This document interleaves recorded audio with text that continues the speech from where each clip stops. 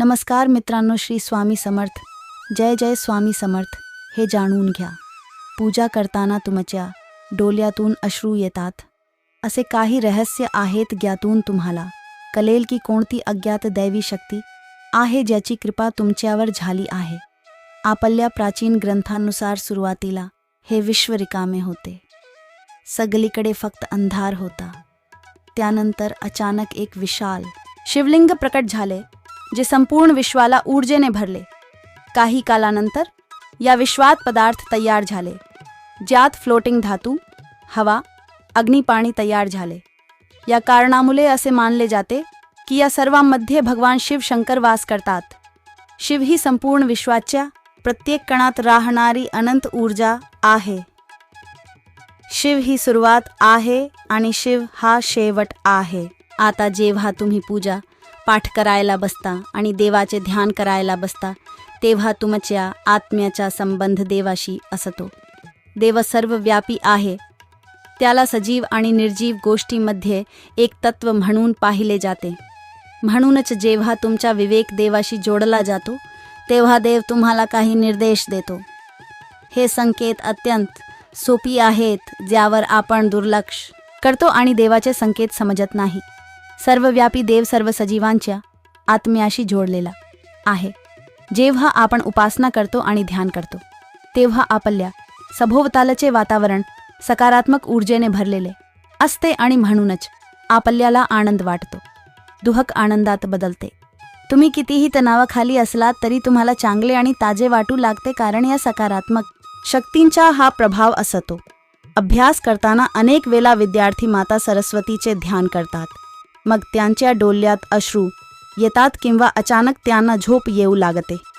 याचा अर्थ त्या विद्यार्थ्यावर माता सरस्वतीचे आशीर्वाद पडत आहेत. तसेच कधीकधी आपण देवाशी संबंधित एखादी कथा ऐकतो तेव्हा आपल्या शरीरावर रोम उभे राहते, म्हणजेच अंगावर शहारे येतात आणि आपल्या डोळ्यात अश्रू येतात. कधीकधी देवाच्या त्या अमर्याद शक्तीचा अनुभव घेताना आपल्या डोळ्यात अश्रू येतात आणि देवावरील आपला विश्वास दृढ होऊ लागतो. जर तुम्हालाही अशी संकेत मिळाली असतील तर ही माहिती खूप महत्त्वाची ठरेल. अशाच काही संकेतांबद्दल सांगणार आहोत. जर तुम्हाला ध्यान करताना ही संकेत मिळाली तर समजून घ्या की देवाला तुम्हाला काही सांगायचे आहे. पहिली गोष्ट म्हणजे डोळ्यात अश्रू असणे. जर तुम्ही देवाच्या उपासनेत ध्यान करत बसलात आणि अचानक तुमच्या डोळ्यातून अश्रू आले तर ते तुमच्या आत्म्याला दैवी शक्ती भेटली आहे हे देवाचे लक्षण आहे. यावेळी आपण देवाला आपली इच्छा सांगणे आवश्यक आहे. अशा वेळी देवाला केलेली प्रत्येक प्रार्थना फल देते. बहुतेक लोक हे सहकार्य म्हणून घेत नाहीत आणि फक्त देवाच्या उपासनेत हरवून जातात. परंतु देवाकडे काहीतरी मागण्याचीही सर्वोत्तम वेळ आहे.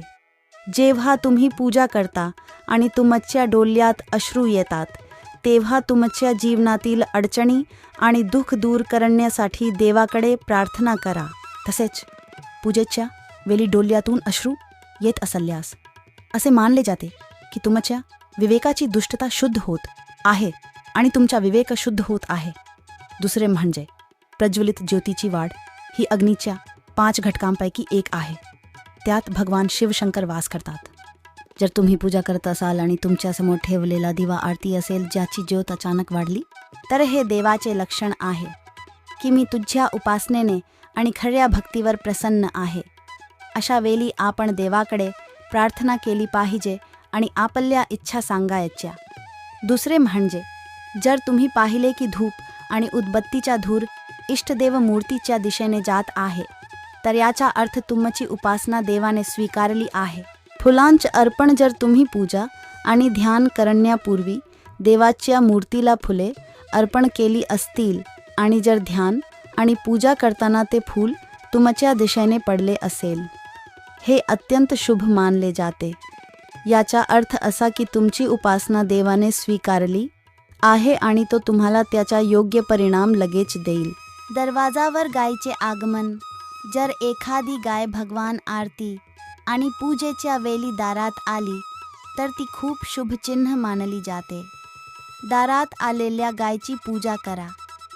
त्याला रोटी खायला द्या आणि नमस्कार केल्यानंतर तुमची इच्छा गौमाताला सांगा. तुमची इच्छा नक्कीच पूर्ण होईल.